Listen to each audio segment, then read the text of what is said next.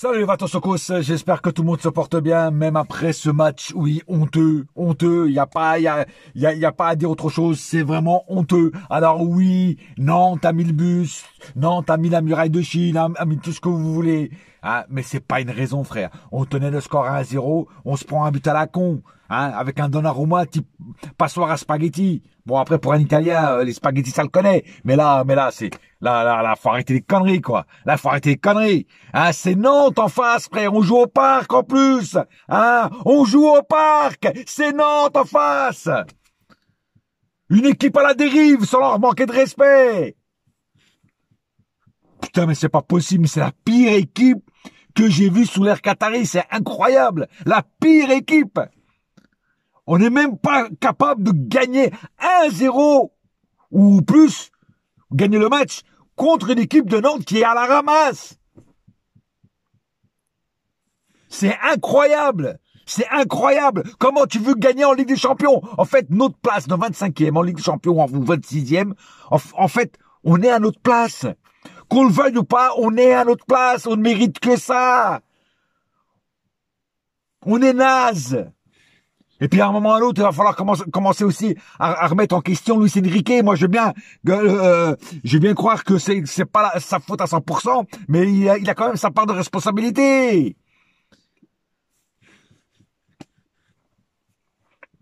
Non, ça peut pas continuer comme ça. Ça peut pas continuer comme ça. On va dans le mur. Vous vous rendez compte? 1-1-1. Ah, puis alors la deuxième mi-temps, oh là, dans la purge. Alors la première mi-temps. Les 30 premières minutes, on était bien rentré dans le match, en fait. 30 premières minutes, putain, on était là, putain, vitesse, percussion, fond de jeu et tout, il y avait tout. C'était la panoplie complète. Nantes, ils étaient débordés de partout, frère. On aurait dit que c'était une deuxième invasion des Vikings. C'était incroyable. Incroyable. Ils savaient plus où donner de la tête, les Nantais. Dès qu'on marque le but, c'est fini. On s'est éteint. Les 15 dernières minutes ont été déjà laborieuses, mais la deuxième mi-temps, mon frère, la purge, mon frère, mais la purge. Ah ouais, j'étais devant mon écran, j'arrêtais pas de bâiller tellement je m'emmerdais en regardant le Paris Saint-Germain jouer, quoi. C'est incroyable, incroyable. Moi, je comprends pas qu'avec les joueurs qu'on a quand même, hein, je veux dire, c'est pas les pires joueurs du monde, quand même, tu vois. Et les mecs, ils arrivent même pas à battre Nantes. Comment tu veux gagner contre City, même que City est malade? Comment tu veux gagner contre City ou je sais pas, ou les équipes allemandes qu'on va affronter en Ligue des Champions, là? Hein? Comment tu veux faire pour gagner? Et comment tu veux faire pour aller loin en Ligue des Champions? Hein? En même pas réussissant de gagner Nantes. Donc moi je dis franchement, moi vaut mieux s'arrêter en Ligue des Champions. Moi je dis franchement, vous êtes mieux éliminé en Ligue des Champions pour pas chier la honte, parce que là déjà on chie la honte, quoi. Enfin je veux dire, là toutes les années c'est pareil, quoi. Il y a toujours des trucs ridicules avec cette équipe, quoi. Toujours ridicule. C'est incroyable. Non, mais moi j'en ai ras le cul, moi. Vraiment ras le cul, quoi. Plus je vois les matchs du PSG, plus je me suis dit putain mais c'est pas possible. C'est de pire en pire, quoi. C'est de pire en pire. Bon, on va aller aux statistiques du match parce que franchement, je vais pousser un coup de gueule, mais ça sert à quoi de pousser un coup de gueule quand il y a pas d'autre mot. C'est concre là. Et encore, je suis gentil là parce que tu vois, je suis gentil parce que j'ai envie de les insulter, mais je veux pas le faire. Toi, je vais pas me rabaisser à les insulter. Mais ces cancres là, ils vont nous faire chier jusqu'à quand, frère? Putain, c'est incroyable ça. Bon, 24 tirs du côté PSG, 5 du côté nantais. Regardez, 24 tirs du côté PSG, on met un but. Un but. 5 tirs du côté nantais, ils mettent un but. Vous vous rendez compte? Eux, sur 5 tirs, ils en mettent un. Nous, pour en mettre un, il nous faut 24 tirs. 10 cadrés du côté PSG, 2 du côté nantais. C'est incroyable. C'est incroyable. Le manque d'efficacité qu'on a devant le but. C'est incroyable. J'ai jamais vu ça. 85% de possession côté PSG, 15 du côté nantais. Vous vous rendez compte la différence de possession? Mais à quoi ça sert d'avoir cette possession stérile? Encore une fois, je le dis, je me répète à chaque débrief. Encore une fois, possession stérile qui ne sert à rien. 1008 passes passes du côté PSG. Je crois que j'avais jamais dit, on n'avait jamais passé plus de les 1000. C'est la première fois qu'on passe les 1000. 1008 passes du côté PSG, 185 du côté nantais. Oh putain, c'est incroyable. C'est incroyable, j'ai jamais vu ça. 92% de précision de passe côté PSG, 65 du côté nantais. 3 fautes du côté PSG, 6 du côté nantais. 0 carton jaune, 0 carton rouge des deux côtés. 1 hors-jeu du côté PSG, 2 du côté nantais. 9 corners du côté PSG, 3 du côté nantais. C'est incroyable. 1008 passes. 1008 passes. C'est incroyable. Incroyable. Et on n'arrive même pas à marquer. On n'arrive même pas à gagner le match. C'est hallucinant, quoi. Je sais pas. Bon, on va passer au cas par cas. Donnarumma. Alors, on a retrouvé Donnarumma, pour notre grand malheur, parce qu'encore une fois, il s'est fait trouer, hein. Sur le but, il est, alors, je dis pas qu'on est fautif. Pardon. Qu'on est fautif à 100%. Mais là, le mec, il a sa part de responsabilité. Le mec, quand il plonge, on dirait une sauterelle, le mec. Puis il met un sec, non, que je dis une sauterelle, c'est rapide. Un crapaud, tu sais, les gros crapauds. Non, ça déconne, les mecs. Oh là là, non, Donnarumma, c'est plus possible non plus, lui, quoi. Lui aussi, il faut qu'il commence à penser à le dégager, lui. J'ai bien aimé le match de Hakimi, par contre. Hakimi qui marque son but, mais pas que parce qu'il a marqué son but. J'ai trouvé très actif, très percutant, très très concerné par le match. Dernièrement, les matchs de Hakimi me plaisent. Ça fait plusieurs fois que je le dis, et je trouve qu'il s'est pendant un moment, même en fin d'année dernière, il somnolait, il passait à côté de ses matchs, mais cette année, je trouve qu'il s'est un peu libéré et je trouve vachement meilleur qu'avant.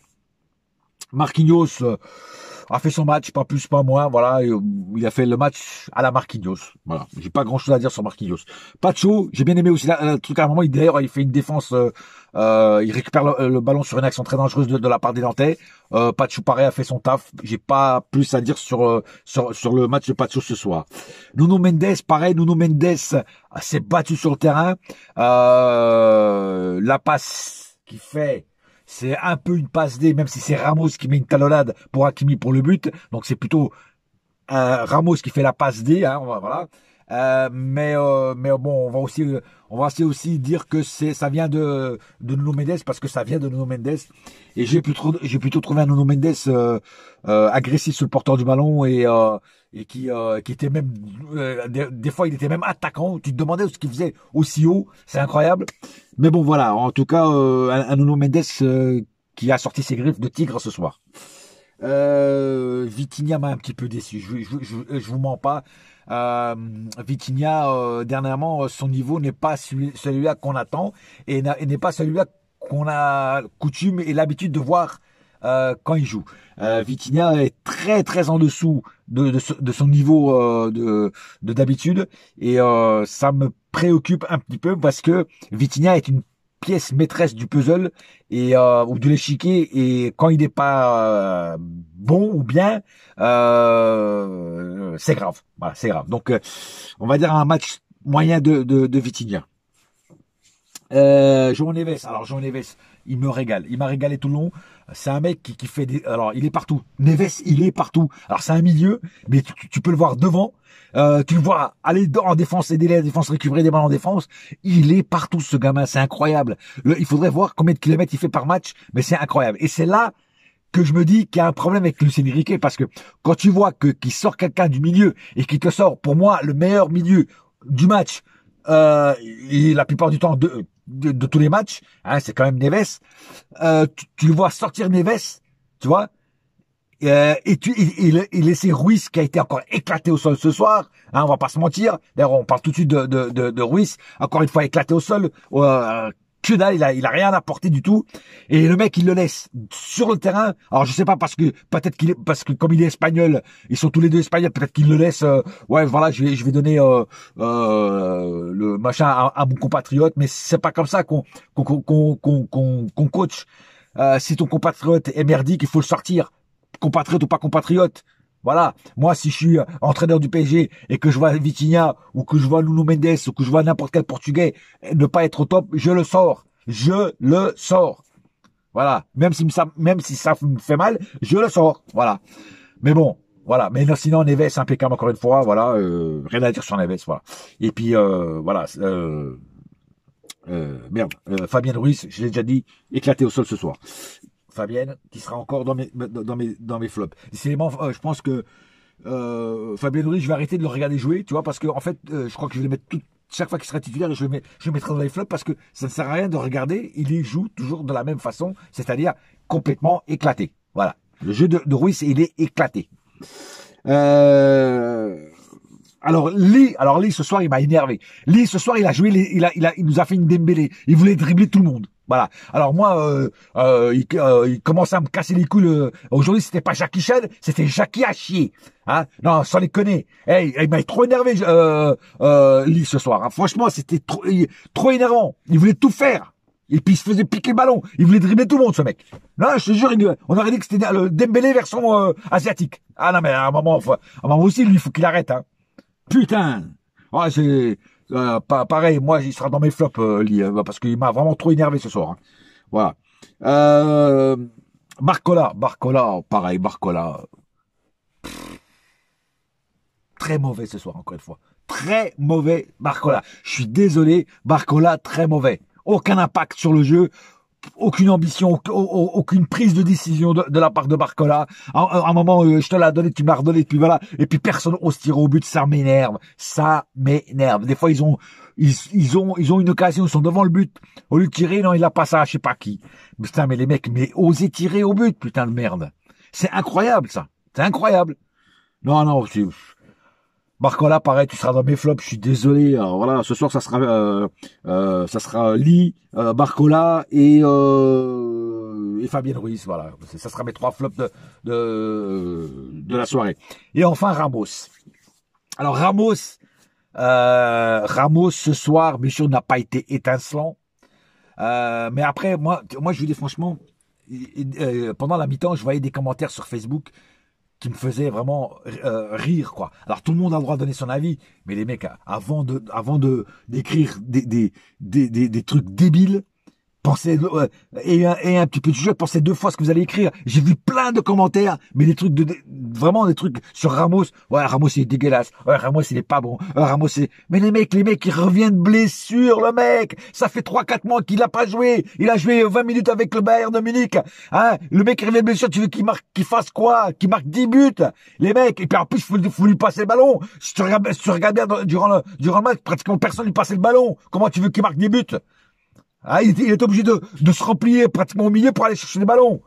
Oh putain, ça les connaît les mecs. Et puis je trouve que d'ailleurs, pour le peu de temps qu'il a jusqu'à de cette saison, il fait une talonnade à Hakimi pour marquer le but. Et à un moment, il fait une tête en première mi-temps qui était cadrée. C'est le gardien nantais qui a fait une parade, tu vois, parce que la tête de Ramos, elle a été cadrée, frère. Tu vois, s'il y aurait un gardien de Berdic, le but il était dedans. Hein. Voilà. Donc il était pas aussi mauvais que ça. Mais il y en a qui voient que s'il marque pas de but, il est mauvais. Voilà, c'est ça en fait que certains gens jugent, quoi. Et les mecs, laissez-le atterrir, il revient de blessure, les mecs. Enfin bon, bref.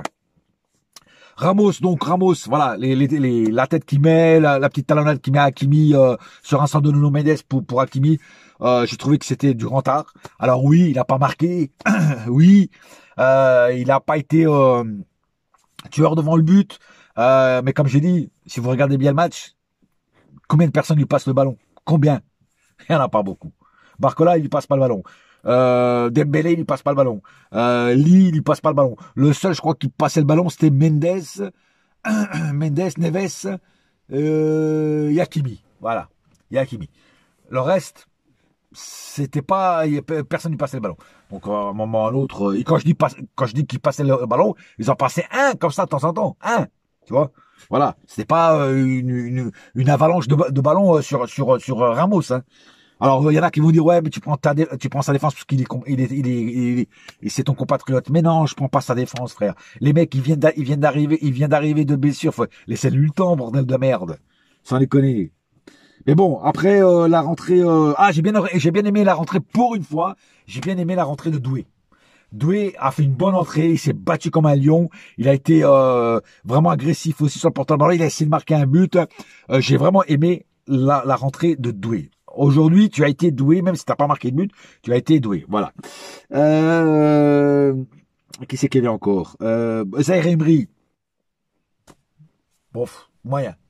La rentrée, je veux dire, une rentrée normale. Il a pas vraiment apporté quelque chose. Ah si, il m'a énervé. À un moment, ça fait déjà 2 fois qu'il fait ce genre de conneries. Il est tout seul devant le but, et puis, je crois qu'il passe le ballon à je sais plus qui, ou, ah non, il fait il donne le ballon, je crois que c'est à Ramos.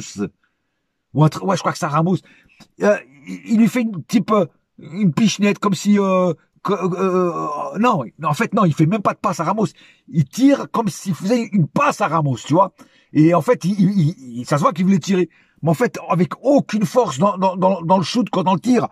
Mais mec, mais putain, mais t'as perdu ta force ou quoi? Tire, bordel!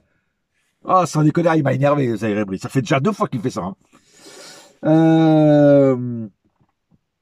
Et puis, je pense, bon, Dembélé, comme d'habitude, euh, à part avoir les pieds carrés, puis toujours en vouloir en faire trop, bah, je suis désolé, mais quand je continue à dire pourquoi on a pris ce mec-là, quoi, voilà, je veux dire. Mais j'espère que maintenant il va tirer souvent le banc parce que le coach va faire confiance à Ramos, qui va le remettre en confiance pour qu'il recommence à marquer des buts. Voilà, j'ai pas plus à dire sur ce match. Franchement, très déçu. Match honteux. On gagne qu'un point. C'est pas beaucoup. Voilà, je sais pas si les autres c'est Monaco a déjà joué, Marseille ont déjà joué, mais c'est pas parce qu'on a une petite avance que il faut maintenant jouer comme des cons, quoi. Voilà, il faut rester sérieux jusqu'à la fin. Voilà. Bon, pas plus à dire. On se retrouve bientôt pour de nouvelles aventures. En attendant, un seul cœur, un seul club, c'est Paris ma gueule. Yes, my friend. Et la saga continue. Allez, boya.